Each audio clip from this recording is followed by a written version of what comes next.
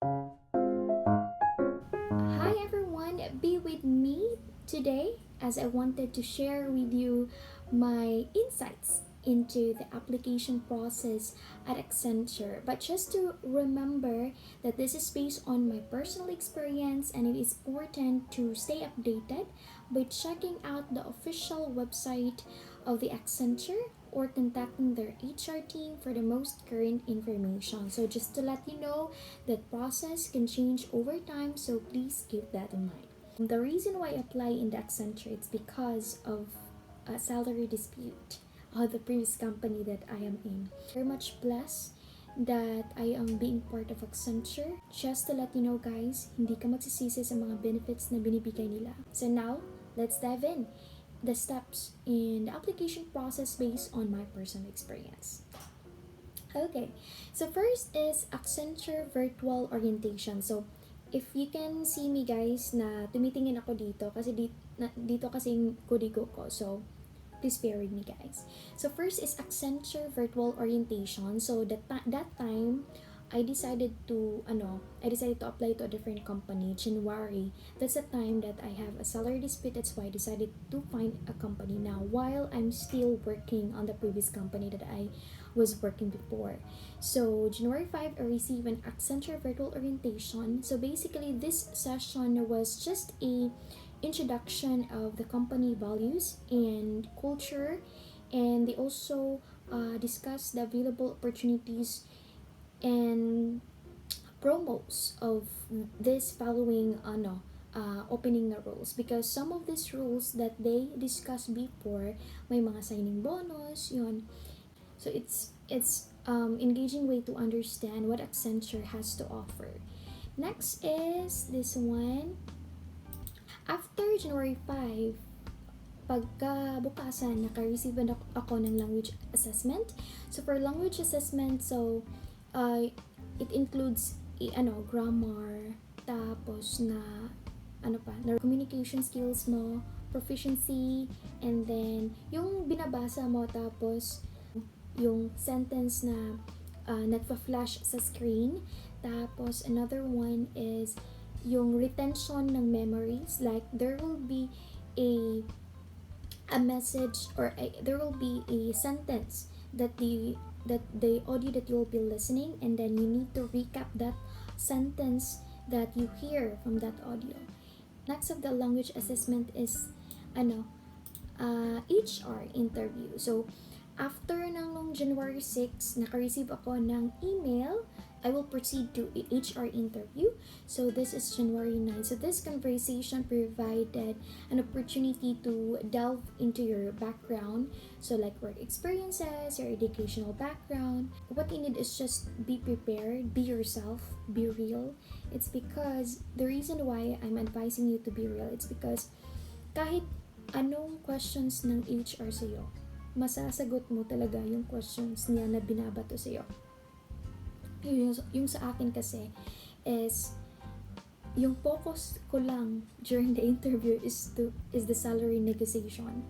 Kasi doon ko kasi parang na-learn ko sa previous company ko na hindi ako nakapag-negotiate kasi as a newbie guys, parang nahihiya pa akong mag-negotiate kasi entry level lang. Though I do have a BPO experience before, it is just that parang nakukonsider ko yung self ko as a newbie, and then nahihiya pa akong makig-negotiate.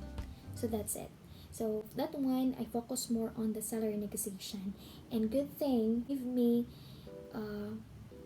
like a big difference offer from my previous company. So talagang dinab ko sa Accenture talaga.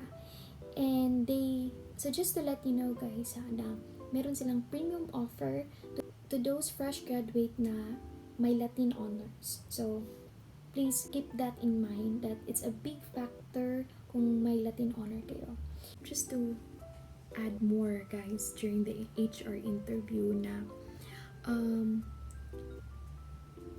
since I mentioned that I'm very focused on salary negotiation, during that time I demand that certain amount of offer, and I applied as a service desk voice support.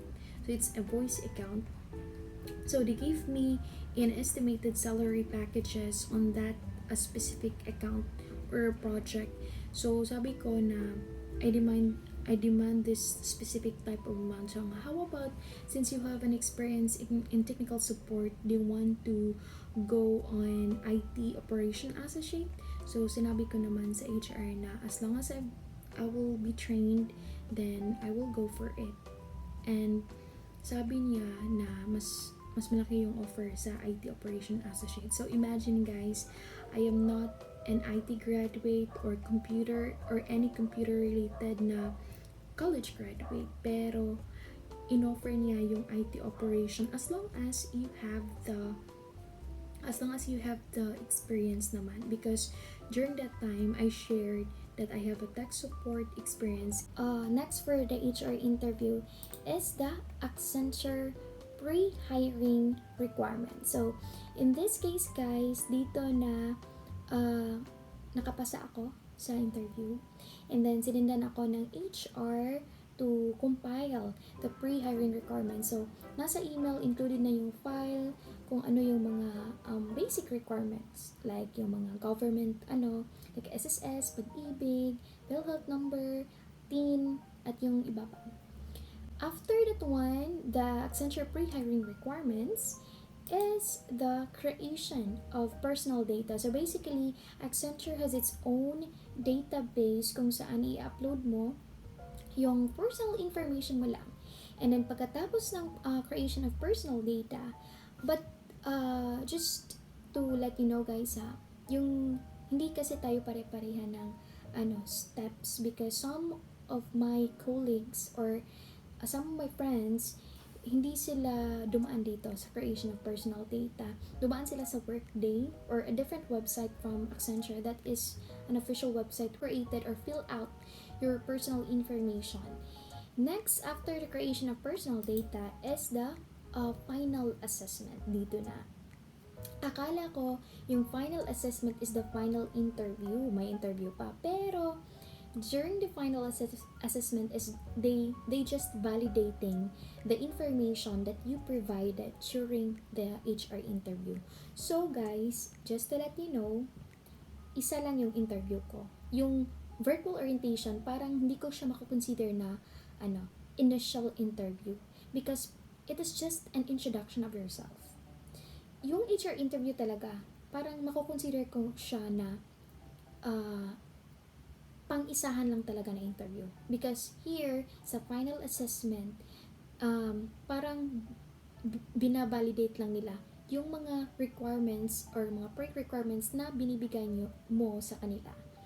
Next is after the final assessment, this is the time, and this is it, this is the time that you will have a contract signing. So balik tayo sa HR interview guys. Yun, nagdemand ako ng na salary. If they did not meet my salary expectation, okay lang naman, because I just want to have a new environment. During the contract signing, yung feeling ko talaga na nakita ko yung offer is that very excited talaga. Like after the contract signing is the uploading of the documents to a specific website. This is called IVI tool. I don't know if they have updated a different website, but on my personal experience, you need to upload all your documents sa pre-requirements na ni-require ni Accenture. After uploading your documents, that's the time you'll receive the welcome kit. Ang welcome kit, you will just redeem that on the link pag-post ka na sa TikTok. Charot lang. And here is the most exciting part. You will receive the official start date. Welcome to Accenture. Dito guys, yung initial start date ko talaga is March 13. But due to client demand, na-move siya to March 27. So, if you know the gap or the date guys, I applied January and then my start date is March 27. You could actually think na parang matagal yung process ni Accenture. But during that time, hindi ako naiinip kasi during that time, I'm still employed sa previous company. And after the HR interview, my HR interview date was, let me check it here. HR interview. HR interview ko is January 9. After na nakapasa ako sa HR interview, that's the time I send a resignation letter sa previous company ko. And then, pinipigilan pa ako kasi nga maraming nagre-resign. Thank God, I received a welcome message from Accenture on March 22 that my official start date would be March 27. And then, on March 27, I received Accenture New Joiners Orientation or New Joiners Experience. Ito na talaga yung pinakakahintay ko, yung start date na March 27. And just to let you know guys that on March 27 until 27 to 29, yun na yung 3 days na orientation namin. Tapos wala akong update after those 3 days na orientation. Ano ba? Parang nako-culture shock kasi before sa mga previous company ko, during start date mo talaga, tuloy-tuloy yung trabaho, like tuloy-tuloy yung schedule mo, yung training mo.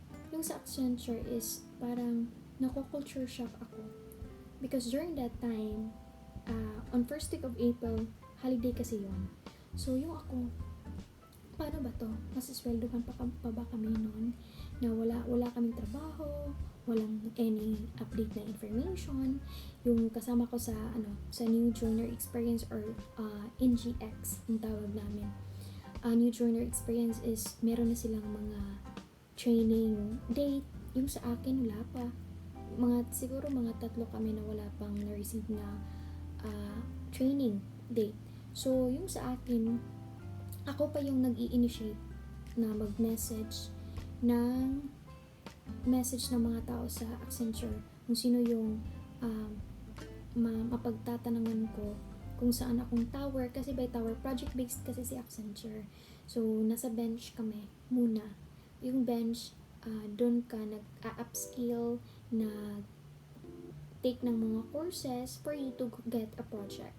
So hindi ko pa na-share na nag-claim ako ng laptop after I received the welcome to Accenture message, my official start date. Naka-receive na ako ng laptop, and then nag-enable ako ng password, my credentials. So, diba, 1 week yung holiday. So wala akong, parang naiinip na ako during that time kasi walang training update. And then nagwo-worry ako if may sweldo ba kami noon.